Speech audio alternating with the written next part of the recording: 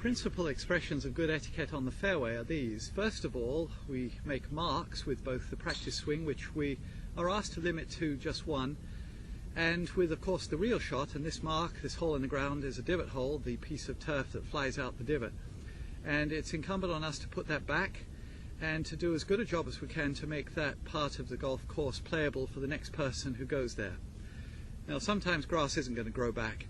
I remember when I was a boy, the junior members of our club were sufficiently scared of the club secretary that we would, even many hundreds of yards from the clubhouse, fake walking up and picking up a disintegrated divot and putting it back in the hole and stamping it down, even if there was nothing there to stamp on, because we didn't want to be perceived as having not made the effort.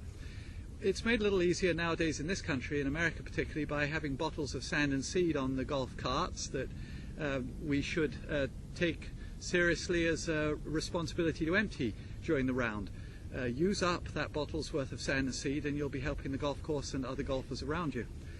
Now, when you're in the middle of the fairway, the other rule is one really of play, which is not just an issue of etiquette, which is order of play. It's tempting to get ahead of people.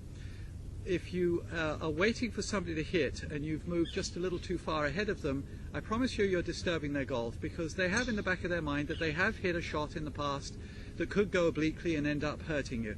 And so it makes them less likely to perform well. So stay behind the line of play, not only for safety but for good etiquette.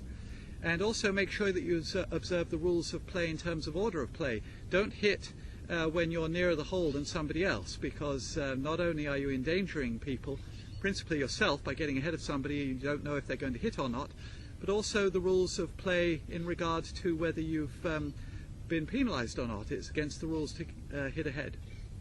So for safety in the fairway, observe the rules of play, order of play, and put back your divots.